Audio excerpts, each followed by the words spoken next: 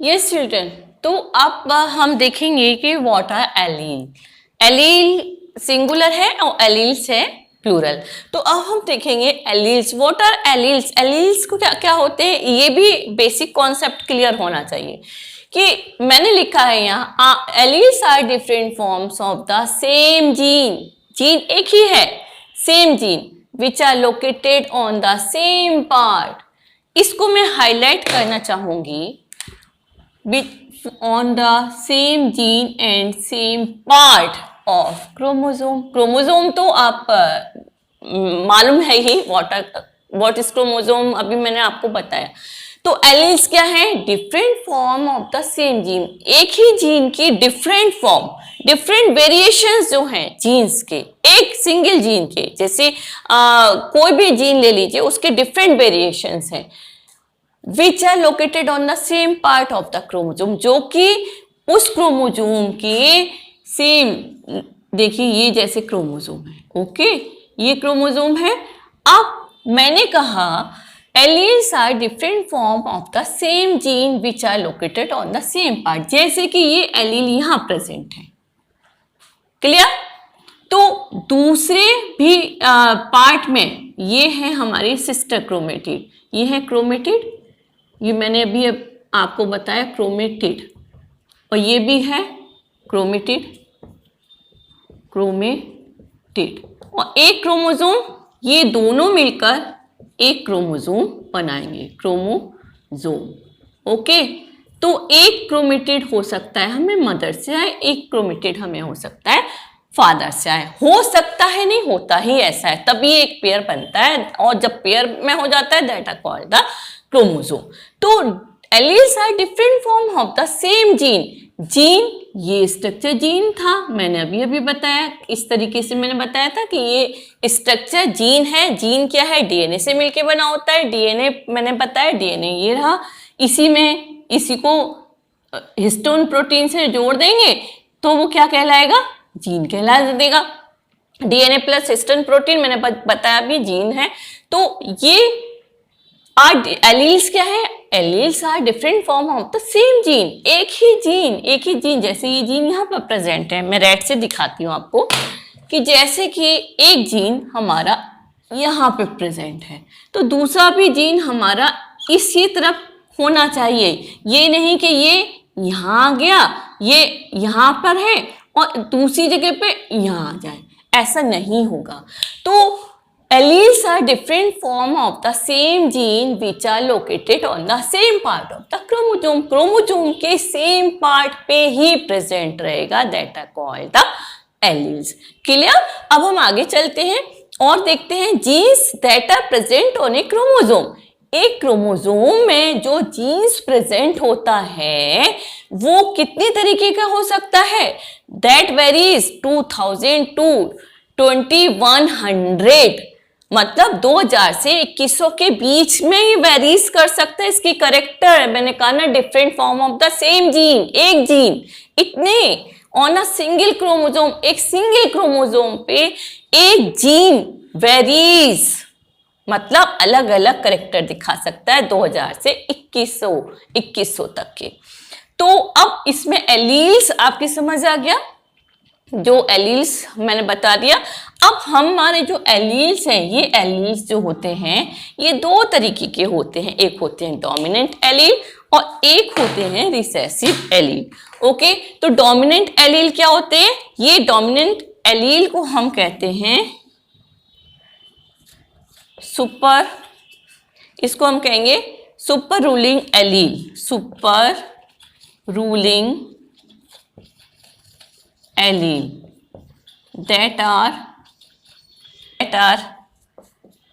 that express itself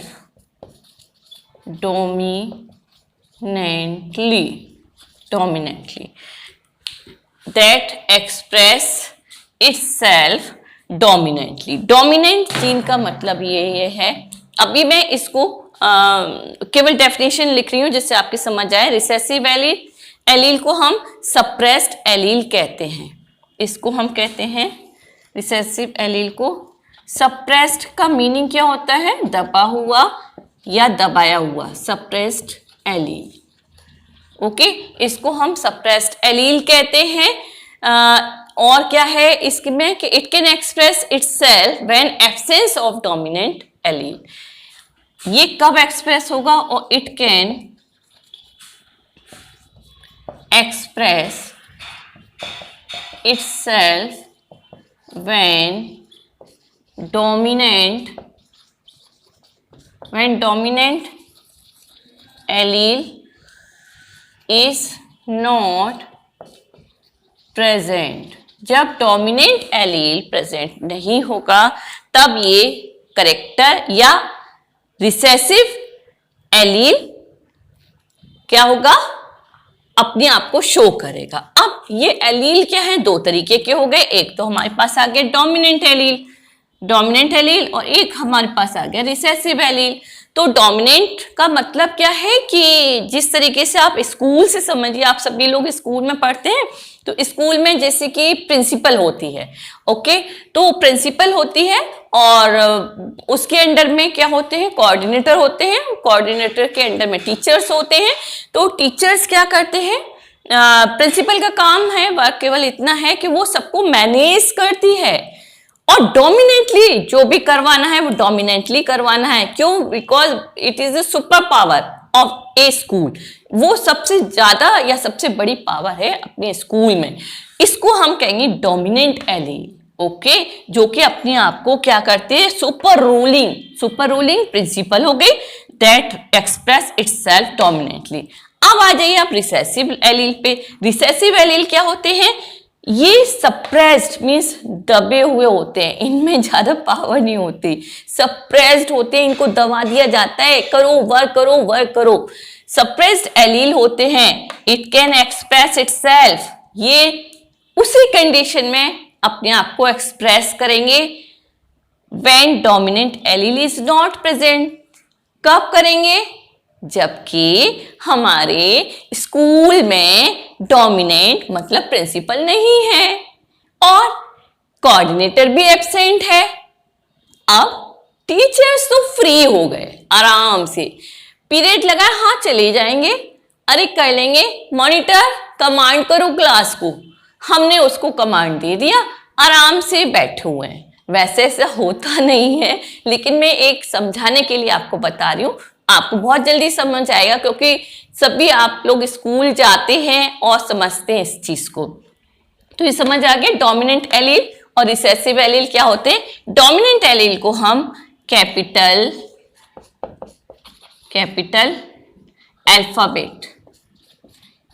alphabet से show करेंगे। Okay, और इसको हम स्मॉल अल्फाबेट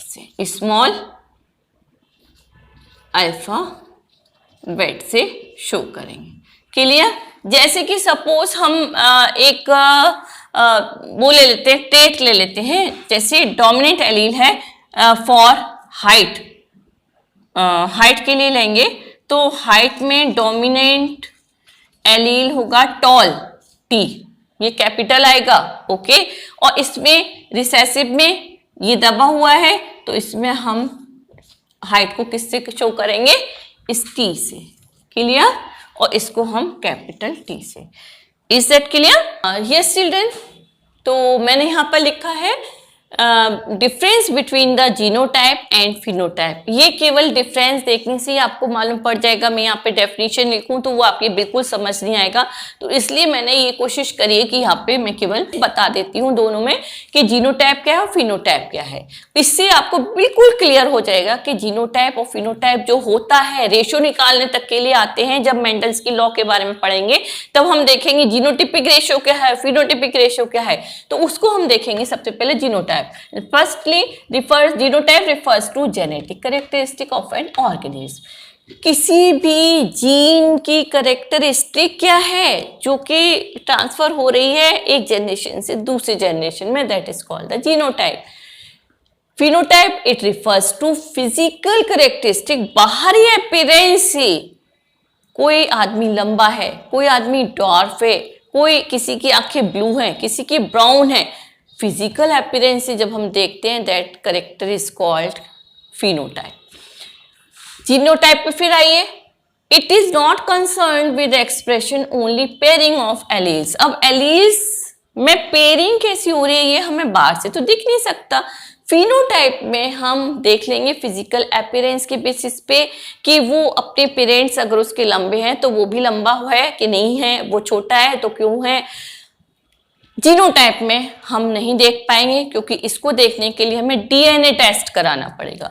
तो it is not concern with expression, ये एक्सप्रेशन से हम देख ही नहीं पाएंगे। Only pairing of alleles, alleles की पेयरिंग कैसी हो रही है उसमें हमें देखना पड़ेगा। जैसे कि जिस करेक्टर के जीन्स हमारी बॉडी में प्रेजेंट हैं वो जीनोटाइप कहलाता है। जैसे कि एग्जाम्पल मैं दे रही हूँ, जैसे कि टॉल है कोई तो उसको मैंने बताया ना डोमिनेंट है ये, तो हम इसको टी लिखेंगे, ओके। और ड्वार्फ है कोई, छोटे कद का है, उसे हम स्मॉल टी में लिखते हैं, ये मैंने अभी इससे पहले बताया। तो हमारे पास अगर पॉसिबिलिटी आएगी जब हम इन्हें क्रॉस कराएंगे तो हो सकता है ये वाली आए, दो जब क्रॉस होंगे तभी तो हमारी F1 जनरेशन बनेगी। हो सकता है ये वाली आए, हो सकता है ये वाली आए, ओके। अब ये जो हमारे पास पॉसिबिलिटी आई, पॉसिबल जीनोटाइप आए हमारे पास, it is concerned with the expression only pairing, it is not concerned with the expression only pairing of allele। allele में पेयर कैसे बन रहे हैं, दैट इज यहां पर क्या है, ये प्योर है, प्योर टॉल है, मतलब इसमें दोनों डोमिनेंट करेक्टर हैं, इसमें दोनों रिसेसिव करेक्टर हैं, तो ये होगा डॉर्फ। जब हम पेयरिंग करेंगे तब हमें मालूम पड़ेगा। ये है हाइब्रिड, हाइब्रिड लेकिन इसमें एक क्या है, डोमिनेंट करेक्टर प्रेजेंट है और एक रिसेसिव करेक्टर है। तो डोमिनेंट करेक्टर रिसेसिव वाले को तो सुनेगा ही नहीं, बिल्कुल नहीं सुनेगा।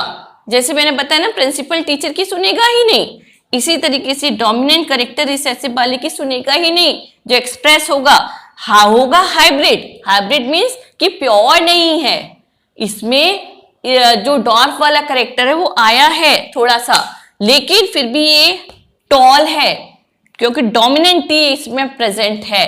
दैट हमें कैसे मालूम पड़ेगा, ये बाहर से मालूम हमें नहीं पड़ेगा, बाहर से हम बता देंगे ये लंबा है छोटा है, लेकिन इसको जब हम पेयर करेंगे अंदरूनी स्ट्रक्चर कैसे मालूम पड़ेगा, तो पेयरिंग ऑफ एलील देखनी पड़ेगी हमें, इसको हम कहते हैं जीनोटाइप, ओके। इस सेट के लिए अब इसी का एग्जाम्पल मैं फिनोटाइप का दे देती हूं।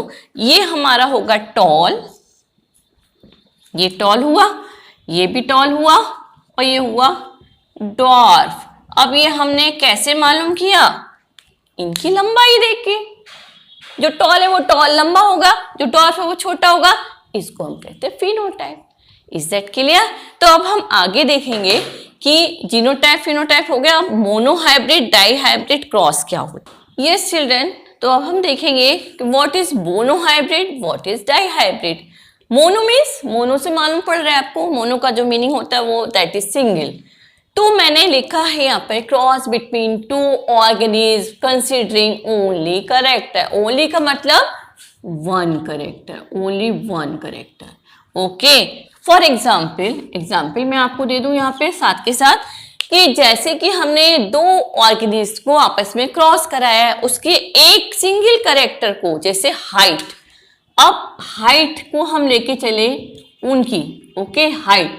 अब हाइट में एक तो हो गया टॉल और एक हो गया डॉर्फ। हमने एक ही करेक्टर लिया जो कि था हमारा हाइट। अब इसमें क्या हुआ, एक करेक्टर को लेके चले, वो टॉल भी हो सकता है डॉर्फ भी। अब क्रॉस किसके बीच में कराया जाएगा, एक करेक्टर जो है वो है सिंगल, ओके। करेक्टर जो है वो सिंगल है, हमने उसकी केवल हाइट के बीच में क्रॉस करवाया उन लोगों की। डाईहाइब्रिड का मतलब है cross between two organism considering two और मोर करेक्टर। अब यहाँ पर जो होगा हम करेक्टर लेंगे वो हम जैसे किसी प्लांट, एग्जाम्पल प्लांट को ले लेते हैं किसी, तो एक प्लांट है, ओके। प्लांट की हम एक तो ले ले हैं, प्लांट की हाइट ले लीजिए, हाइट, और हाइट में वही होगा, एक टॉल होगा और एक होगा ड्वार्फ होगा। ओके, अब हम और भी करेक्टर ले सकते हैं। डाई मीन्स 2 है, तो अब हम इसको हाइट को ले लिया, कलर ले लीजिए। कलर किस लेंगे? Flower colour. ओके, अब फ्लावर के कलर को ले लेते हैं। फ्लावर के कलर में एक तो होता है पर्पल, पर्पल होगा डोमिनेंट, एंड ये होगा व्हाइट होगा रिसेसिव। तो इस तरीके के डाई मीन्स 2 करेक्टर, 2 और मोर नहीं है, यहाँ पे 2 करेक्टर्स को हम लेकर चलेंगे। Is that clear? तो ये हो गया मोनो हाइब्रिड और ये हो गया डाई हाइब्रिड। ओके, अब हम आगे चलते हैं। आगे अब हमें देखना है, मेंडल्स के लॉ ही लेते हैं। ओके, पहला लॉ तो वही है उसका, मेंडल्स का लॉ ऑफ इनहेरिटेंस है फर्स्ट लॉ। सेकेंड लॉ है law of segregation, and third law है कि law of independent assortment. Yes children, तो हम देखते हैं यहाँ पर मेंडल्स लॉ ऑफ इनहेरिटेंस। इन्होंने इनहेरिटेंस मीन्स वही जनरेशन टू जनरेशन किस तरीके के वेरिएशंस आ रहे हैं, किस तरीके के जीन्स ट्रांसफर हो रहे हैं। तो ये किसने डिस्कवर किया था? ये किया था ग्रेगर जॉन मेंडल ने। कब किया था? इन 19th सेंचुरी में किया था। और इन्होंने गार्डन पी पे सारे एक्सपेरिमेंट हमेशा गार्डन पी पर ही करे, और इसका जो बॉटनिकल नाम है वो पाइसम सटाइवम कहते हैं। किसको? गार्डन पी को। और ये ऑस्ट्रियन मॉन्क थे। इन्होंने सारे एक्सपेरिमेंट किस में करे थे? पी प्लांट पे करे था। इसका भी रीजन है कि इन्होंने पी प्लांट को ही क्यों चुना। पहला तो रीजन इसका ये था कि फर्स्ट रीजन था मेंडल ने पी प्लांट को ही क्यों चुना। Many varieties with alternative forms were available. Many varieties with alternative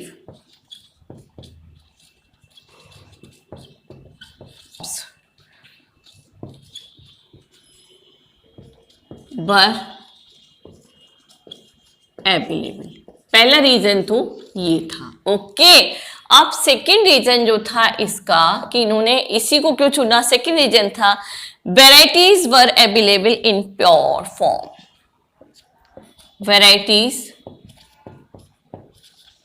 are available in pure form। सभी, किसी में भी हाइब्रिड नहीं था, और सारी जो भी वैरायटी थी वो क्या थी? एक प्योर फॉर्म में मौजूद थी। It is self pollinated flowers. लेकिन और क्या था कि जो इसके फ्लावर्स थे वो self pollinated flowers.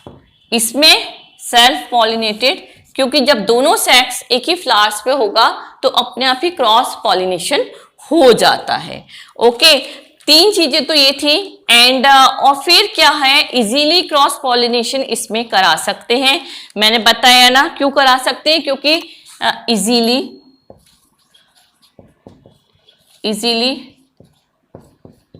Pollination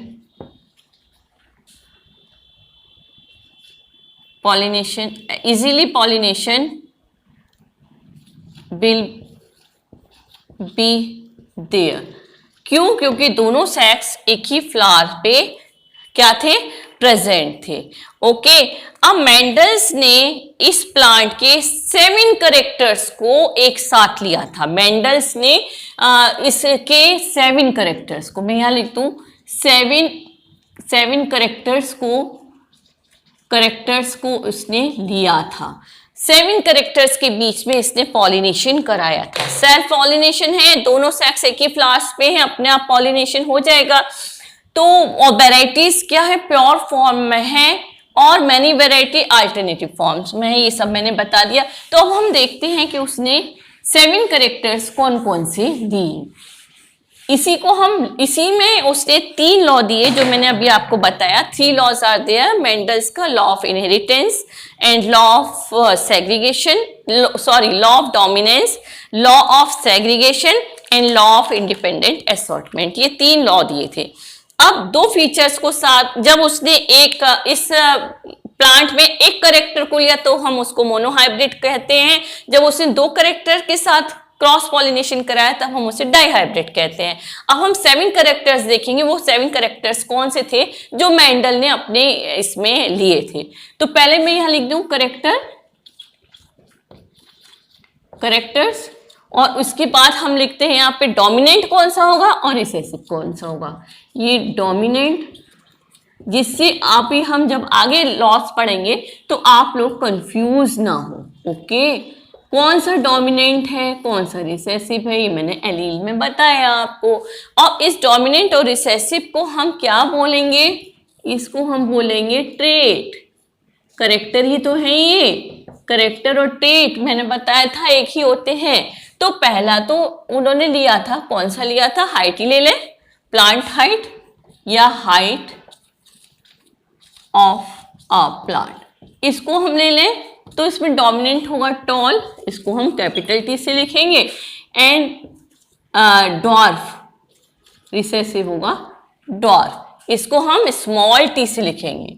second one होगा हमारा position of flower, position of flower.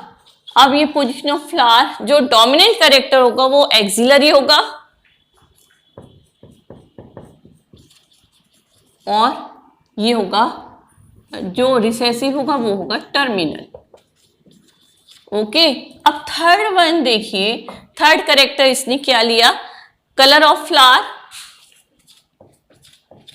Colour of flower, flower के जो कलर होगा वो डोमिनेंट कौन सा होगा, डोमिनेंट होगा पर्पल, ये मैंने अभी भी बताया था आपको लास्ट इससे पहले वाले पार्ट में, ये होगा पर्पल और रिसेसिव होगा वाइट।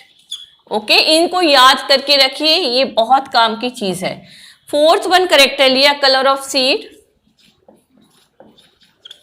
कलर ऑफ सीड, इसमें कलर जो सीड का होगा वो डोमिनेंट होगा yellow,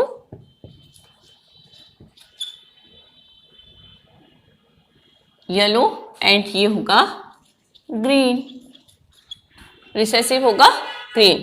and fifth one character इसका होगा सीड शेप, सीड शेप, इसमें डोमिनेंट होगा राउंड एंड रिसेसिव होगा रिंकिल्ड।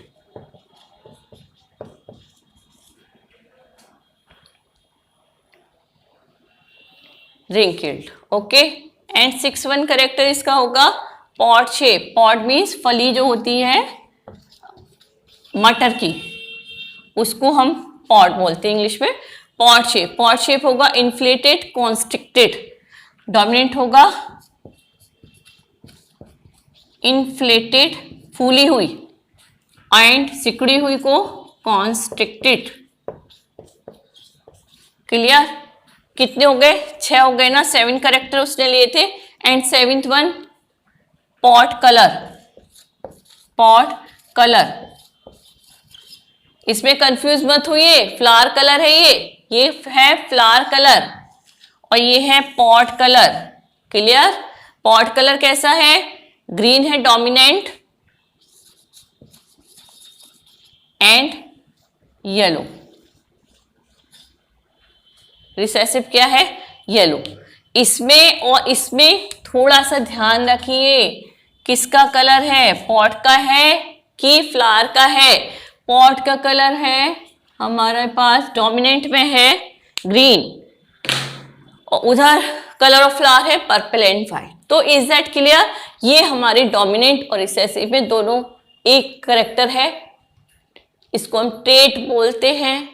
जैसे एक करेक्टर को लिया टॉल, हाइट को ले लिया, that is called the trait बोलते हैं। हाइट में टॉल भी हो सकता है, डॉर्फ भी हो सकता है। ओके, HEIGHT इधर और रह गया हमारा हाइट, इसको स्पेलिंग पे ज़्यादा ध्यान मत दीजिए, आप इस पे कंटेंट पे ध्यान दीजिए। तो ये सब आप इसमें क्या करते हैं कि आप इसका स्क्रीनशॉट ले सकते हैं। ये 7 कलर बहुत इंपॉर्टेंट है, जब भी हम इसको क्या करेंगे क्रॉस पॉलिनेशन कराएंगे तो ये दीज आर वेरी इंपॉर्टेंट। किसका डोमिनेंट कलर कौन सा है, रिसेसिव कलर कौन सा है, ये आपको मालूम होना चाहिए। ओके, तो अब हम देखेंगे इसका मेंडल्स का फर्स्ट लॉ ऑफ डोमिनेंस।